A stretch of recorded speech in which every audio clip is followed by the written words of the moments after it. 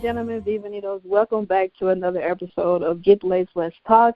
I am your host, Santana, and I have two special guests with me today. One who the ladies go crazy over, and the second one who probably may get the same reaction. I don't know. I'm very, very unsure.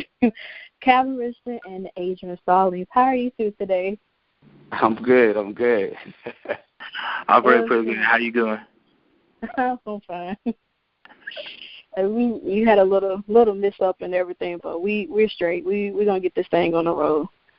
Okay, so Calvin, I don't know if you remember or not, but I had the pleasure to do a short interview with you at the Jacket Music Awards. I was one who was complaining how flashy your jacket was, and that I really wanted one, and I said I was gonna wear one next year because I liked it. Yeah, I remember. Yeah. So now, we're back again finally. So in such a short term, to be exact, what has been going on with you since the award show? I left the award show to go to another one. I hosted the Just Blues Music Award, and then back on the road with shows. Every week I'll be on the road. I have at least 2. Sometimes 3 shows a weekend. Mhm. So I wanna go back a little bit. When did you start doing music, and what made you want to make a career out of it? Well, I mean, I've been singing for such a long time. I grew up in the quartet world. My mother was a quartet singer, gospel singer, and me and my brothers, we followed suit. She brought us up doing the same thing. And Casey and JoJo from Jodeci, we grew up together and, had a gospel group when we was in our teens. Casey, he was the lead singer. It was called Little Cedric and the Haley Singer. So, we grew up doing that. And, it just became a part of my life. And I just loved it, to see people's lives affected and sometimes even changed by, the songs that we were singing, and made me just want to make a career out of it. Mm-hmm. So were there, moments where you felt discouraged and, you felt like you may have wanted to, given up on your career if it had not taken off the way that it should? Oh, absolutely. I actually made a song about one of those times. In 2008, I put an album out called When Love Comes, and one of the songs that we released out there as a single was Sing No More. It was talking about me not wanting to sing no more. And I've had a lot of came into the music business with high expectations early on, and I was disappointed a few times. I have 7 albums out right now, and so every album early on, fell short of my expectations. So I felt like the music industry as a whole was I was going in a different direction. I was paving my own path, and I didn't, follow what was already where everybody else was going, and it made my path a little bit longer. But they say the slow grind is the show grind. I don't know if you ever heard that before, but it finally worked out for me. By me staying true to myself and doing my thing. So, how do you react when people come up to you and, they tell you that you're inspiration to them? How does that make you feel? I mean, it's a great feeling. It lets me know that, I made the right decision by continuing to do what it was that I was doing, and not giving up when I felt discouraged and, let down when, I didn't have the success or, album sales or whatever you may want to call it didn't, meet my expectations. So it's a great feeling. So back to when you started out, if you could give advice to your younger self when you started, where you beginning and where you are now, what would you tell yourself? What would I tell myself? Yeah, you know how when you're young, like you said, you had high expectations, and now that you've been in the game for a very, very long time, you basically understand the ropes and everything and ins and outs and stuff like that. You may be still learning and whatnot, but what could you have told yourself now, when you were younger?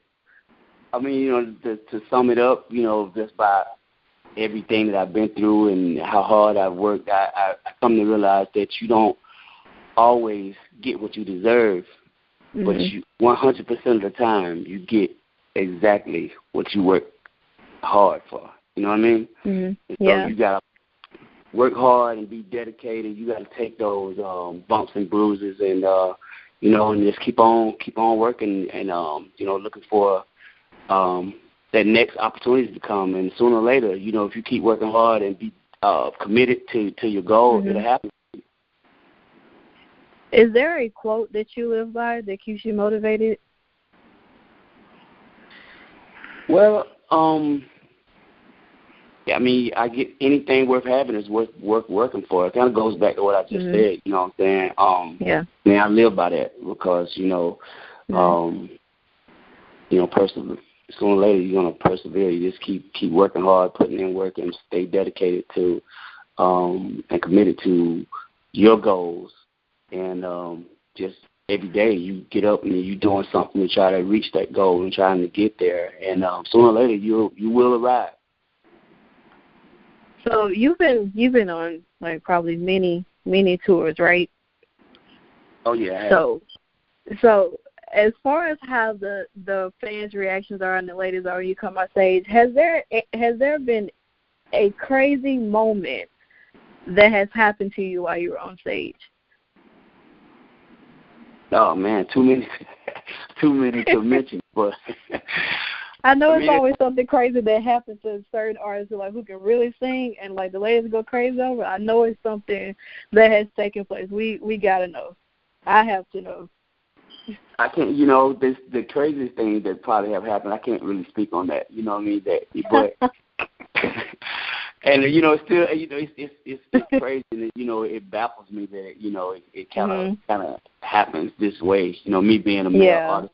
But listen, I love the reaction. I love the type of love that I receive by just delivering the message in the music that I write and perform. And I wouldn't change a thing. You know what I mean? So I may look at it, or some people may look at it like it's crazy or whatever, but I take it as it's just one of those things. It's a necessary evil. It just goes with being in that position that I'm in, and I take it all. And after all the hard work I put in, like, hey, I just smile about it. It's all good. What or who keeps you grounded in this music industry? Well, what keeps me grounded is what I felt early on as my failure to succeed in as rapidly or when I thought I should, and disappointments and stuff like that. You know what I mean? You can't never get too far ahead of yourself. You put something out and like, I know this is going to be a hit. I know this is going to do this, but it just didn't happen like that. And so those things to me really grounded me. So I never my expectations of anything is like I'm realistic with everything. I know that without the fans and without the proper support when it comes to getting the music out there, marketing, promotion, without all those things being in place, like what I'm saying, like there is it changes everything. That's the game changer. So it dictates where I am and where I could be. And so those things, knowing that, and going through that for so many years with these albums and stuff like that, the ups and downs, it really keeps me grounded. I leveled out, like I'm like even keel right now. You know what I mean? Yeah. So if I put something out there and it don't happen, I'm not that disappointed. I'm not disappointed at all, because I know that it's out there. It's still working for somebody. There's somebody out there that's loving it. Somebody's changed somebody's life. You know what I mean? Yeah. So I might not see it now, but sooner or later it'll show up. So have you ever been starstruck before? Like by I know in this industry, working your craft and everything, you've been around some major artists, legends in the industry, if you've met any, who starstruck you the most? I wouldn't say I was ever starstruck, but there are people that I definitely admire that their accomplishments. Babyface being one. I had the opportunity to work with him.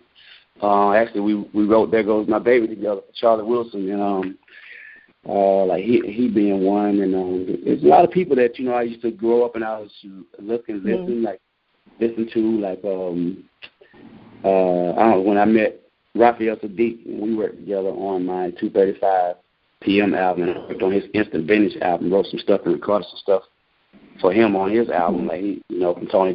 That was another. Angie Stone, Chico DeBarge. I mean, it's just been so many. I've been blessed to have been to be in position to have been looking up at these guys for so long, and then I was able to look across the room or look face to face or be sitting next to them and having conversations, and even getting opportunities to work with them. Yeah. So if there was one artist in like any category or any genre of music that you would like to work with, who would it be and why? That you may have not worked with that you would like to? Well, I think I missed the opportunity to work with the person that I aspired to work with probably the most, and that was Bobby Womack. He passed away, and I never even got a chance to meet him. I did a tribute album to Bobby Womack that got nominated for 3 Grammys. And Bobby, he got inducted into the Rock and Roll Hall of Fame that same year that I got, the album got the nominations and stuff. And so, there was things in work for us to do some touring together. And, but, obviously, he since passed away, and I never got a chance to meet him, never got a chance to go to a live concert to see him in action. But, the revelation of it all is, he was happy with the work that I did when I redid his work, that album, did a tribute to him, and then I got a chance to meet, his brothers a couple of years ago. They came to me and they told me that when Bobby passed away, they were actually looking for me to come. They was wanting to invite me to come, perform, sing at his funeral. And it's like that I, really got connected with the family now. So, whatever I missed out, as far as me being able to meet him and be able to work with him, it kind of made up for it, so to speak, by being connected to the family now. Okay. So what do you think, and I want to move forward, what do you think of the new generation of, music that's coming up? What is your input on that? I mean, I'm all for keeping music alive. And so, everything changes, evolves. It's like, old cars back in the day.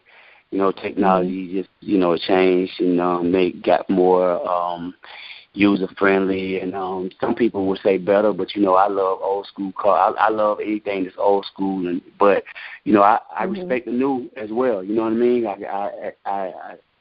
So, I have nothing really bad to say about it. Everybody, they got to do what's in their heart when it comes to expressing yourself and being musicians. And you got to be your own voice. You know what I mean? You can't really be a voice for nobody but yourself. You know what I mean? As long as they being true to themselves, I'm all right with it. So what advice could you give someone who's, upcoming into this music industry with no type of guidance or anything? Like, what advice could you give them so they would be prepared for what could happen or what could not happen? Well, they got to be able they got to be willing to work harder for themselves than people that they have around them that work for them. You know what I mean? If you sign to a label, if you have management, you have a publicist, anybody that you have on your behalf, that's doing a job that can further your future, you got to be willing to outwork them. You know what I mean? You can't expect them to work harder for you than you're willing to work for yourself. And, you got to know who you are as far as an artist and know what it is that you plan to bring to the table. you know, as far as, you know, being a musician, like, you know, what do you add to the business? I mean, you know what I mean? If you're just going to be another singer, or, you know, you're going to be one that's going to, you know, stand out and make a difference. And, you know, once you figure those things out, you know, you got to be very persistent. And, you know, once you know where you're trying to go, then, you know, you taking no for an answer is never the answer. You know, you just got to continue to, you know, thrive every day, like I said earlier, to get up every day you get up, you got to work, be doing something that's going to get you closer to your goal. And sooner or later, it'll work out for you. Absolutely, absolutely. So, Mr. Adrian Stallings, I don't want you to think that I forgot about you over there. Oh, yeah, I'm glad you haven't forgot about me. You're quiet. I haven't forgot about it, but I'm bringing some love and attention to you now. Okay. So you are the marketing and promotion director of the, you know, NC Music Hall of Fame Museum, right? That's correct. And Calvin will be inducted into the Hall of Fame as well. Congratulations, Calvin, as well. I know I haven't said that yet, but congratulations. I appreciate it to all the guys over there, everybody over there. Oh, thank you, Calvin. Thank you, man. So could you tell our listeners a little bit about the history of this event, and when would it take place, like tickets, et cetera, and stuff like that? So so this will be the 10th annual induction ceremony. Now, we had two separate induction ceremonies, one in 1999 and one in 2002. That was when we were based in this town called Thomasville, North Carolina. We moved here to Kannapolis in 2009, and we had induction ceremonies every year beginning since 2009. So, like I said, this will be the 10th annual one, and we want to try to make this memorable. So every year we will have the induction ceremony in downtown Kannapolis at this place called the Gym Theater. It is a historic theater, you know, been up and running since about the 1950s. And you know, we usually begin by having a VIP ceremony at 5 p.m. at our Kannapolis City Hall, and that's where, you know, if their schedule allows, the inductees attend, and also our VIP ticket holders. And you know, it's a wonderful experience. People dressed up to the nines. They get to eat hors d'oeuvres, and they get the inductees themselves to get to take pictures, you know, with VIP ticket holders, and take a group photo with the rest of the inductees. And then at around 7:15, we'll have the induction ceremony itself at the Gym Theater. That's where the inductees they'll be honored, and they'll perform live on stage, and you know it's just a wonderful night. And then after that, we'll have the after party at our museum, which is located at 600 Dale Earnhardt Boulevard in Kannapolis. That's where the inductees get to see the unveiling of their exhibits being displayed. So you know, you can get tickets. You can get tickets at NorthCarolinaMusicHallOfFame.org. They are selling out fast, and it's a wonderful experience. You know, you have a lot of people that buy tickets to certain shows, and they'll have to, you know, pay. The prices are, you know, very, very expensive, and ours is only you know, general admission tickets are $45. VIPs is $90, so you know, you get to meet so many people that you see on music videos or award shows right up close and personal, just for less than $100. So you know, it's a wonderful, wonderful night. And you know, one of the good things about this museum is that, again, if their schedule allows, many of the inductees also personally they get to come to the museum and get to see that, yes, this museum really does exist, and sometimes they bring their memorabilia for us to begin construction of the exhibit. So I do hope, Calvin, if your schedule allows, you can come over here to Kannapolis, North Carolina, to see this museum, see it up close and personal, you know. Hey, I'm coming in early just for that, man. Okay, all right. I'm going to hold you to that, you know. So just the growth of this museum from being, say, just a storage facility in Thomasville to a old jailhouse 2-story building in Kannapolis. Now we moved into a much bigger building in 2014 that has over 6,500 square foot of display space. So they're able to provide us enough room to put displays out here on the Hall of Fame floor. So just another way for visitors to come in and, when they walk in, they just be like, oh, my goodness, I can't believe this particular inductee is from this state, or hey, I remember this inductee. It's just a way for them to come in and just leave with a happy face. Mm-hmm. Yeah, and my executive director hates it when I say this, but I always like to call this place North Carolina's best kept secret. So we're trying to not be a secret anymore. We're trying to make it much more recognizable to people in our state. I'm kind of jealous. You said fancy hors d'oeuvres. Well, I've never had hors d'oeuvres before, so I don't even know what they look like. That's one of the great things, because many of the our ticket buyers, they're just everyday working people with blue collar jobs. So just to be able to eat hors d'oeuvres and hang out with the inductees, sign autographs, take pictures with them. It's a once in a lifetime experience. It's a wonderful night full of elegance and entertainment. So who are your previous inductees into this Hall of Fame?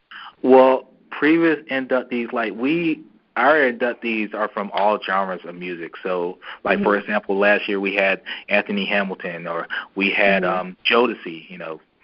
Casey and JoJo. They were half of the group of Jodeci that I believe that you were friends with while growing up in Monroe, North Carolina. I don't know if that's correct or not. Oh, absolutely. Okay. I was just trying to make sure you're right. And we also had. You cannot forget about gospel. We have the Reverend F.C. Barnes, and he is the son of the Reverend Luther Barnes. He is another inductee that we are inducting this year at the ceremony, and he will perform live as well. And, just various, whether jazz such as John Coltrane or Lou Donaldson, or also we cannot forget about Fantasia. She got her fame on American Idol. She had her own story on Lifetime and Broadway musicals and whatnot. So it's a very diverse group of inductees that range in various genres of music, ranging from bluegrass to hip hop and R&B. So when will this what date is it going to take place on? So this year's event will take place on October 18th, 2018. Like I said, it will take place at the historic Gem Theater. That's GEM Theater. And like I said, just tickets are selling out fast. I don't want anybody to miss out on this event. It's a melting pot of inductees performing live on stage. You have Calvin performing live. You have the Reverend Luther Barnes performing live. We're also inducting John Tess. He is more famous for creating this song called Round Ball Rock. That was the theme song for the NBA on NBC for all those years. And also we have Southern gospel group, the Hoppers. We also have, we have Chris Daughtry. We're trying to, he was famous for being on American Idol. We're trying to get him to perform live, but that might be complicated, because he is as we speak. So, like I said, it's a wonderful night, and I don't want anybody to miss out on this event. So, well, it sucks because I'm going to be the one person to miss it. Oh no. But hopefully next year it'll be something for us. We'll see what we can do next year to come out there, because I really do want to see the museum. Like I said, I'm very, very big on museums and art and history and learning and stuff like that. That's basically all me. So. Oh, no doubt. Yeah.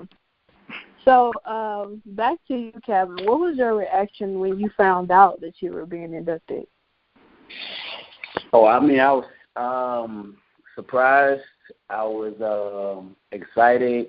I was shocked. I had every emotion, but because anybody that knows me knows that I love. You're not a crybaby, are you? No, I'm not a crybaby at all. I'm not saying that like I said, but every emotion was affected. So, I might have said it to you. I might have had a little something in my eye, but a little sweat. I love North Carolina, and just to be inducted, it's a North Carolina Music Hall of Fame. Nobody ever be able to take that away. I mean, I got a lot of accolades that you can use at the awards show the other night. You know what I'm saying? I got quite a few, walked away with a lot of awards, but I mean, this one right here, to be honest about it, this one means the most to me, being inducted into the North Carolina, because that's where I'm from, and, unfortunately, what I'm saying, most of us that have found success out of the area had to leave the area to find it, but, when home recognizes you for what you've gone out and done, and, and representing the state, then, hey, it's a win-win for me. Well, that's a good thing, because when I had met Calvin at the Music Awards, he was holding his awards, and I was like, he looked like he was kind of, it looked a little heavy, like there wasn't nobody help him or nothing. I didn't want nobody to help me. That was me. But before I let both of you guys go, where can people stay connected with you on social media, booking, websites, etc.? That question. Who want to go first? It's for both. Who want to go first? I'll let Calvin go first. Okay. Well, for me, it's pretty easy. IamCalvinRichardson.com is my website. Instagram is I am Calvin Richardson. My Facebook is I am Calvin Richardson. Twitter is I am Calvin. But pretty much my schedule is on my website, and all my social media stuff is there as well. But like I said, if you get lost and forget to go there, it's I am Calvin Richardson. Okay. And for the North Carolina Music Hall of Fame, we are on Facebook. That's just search North Carolina Music Hall of Fame. We're also on Twitter. That's at NCMHOF. We have our own Instagram page. We have our own YouTube channel. You can search NC Music Hall of Fame for that. We're on Google+. We have our own LinkedIn page. We have our own. We're various pages throughout social media. So just search North Carolina Music Hall of Fame, and you'll find us. Well, I want to thank you, both of you, for taking your time out of your busy schedules to join me today. And congratulations again as well, Calvin. Much, and many more blessings to you, as I stated to you when I met you in person. And when you get to Japan, let me know about it. Let me know about Japan. I need to know. All right, I need to know. I need to know if I need to travel over there, because that's a city that's beautiful, and you can take a lot of amazing pictures over there as well. I've never been. I'm looking forward to it. And when I get the opportunity, I'm gonna reach out and let you know. Somebody give me a plane ticket, give me a passport, and go out there. I got you. Get your passport. I'm lying. I never flew before, and I don't even want to. I'm afraid of heights. I'm not going to even take that chance. So if it's not a driving distance, I can count you out, huh? Just send a picture. I'll be straight. And I'll picture myself being there. Okay. And I'll thank you as well, Adrian, as well. Nice meeting you, learning more about the museum, something that I didn't know anything about. And, I'm glad I got more insight on it. I do hopefully plan to make sure to attend next year, because I really, really want to go. Okay. I'm going to hold you to that, okay? You can hold me to that. See, I can drive there. I'm not going to fly for nothing. Oh, yeah. I can't do it. I can't do it. I mean, I'll drive. Are you afraid of using the train? No, I was just train solo all the time. Oh, okay, okay. But it just be some crazy people on there, and I'll be trying to avoid it. I understand that. They train people do the weirdest things, and I was like, I'm good. Oh, my goodness. Oh, definitely. But I also want to thank the listeners as well for tuning in to Get Laced, Let's Talk with your host, Santana, as always. Everybody, you can make sure you stay connected with us on all of our social media platforms, such as Twitter at Southern Lace, Instagram at Southern Lace Official, and, of course, the website of SouthernLace.com. As you know, as I always say last time, this is my quote that I live by.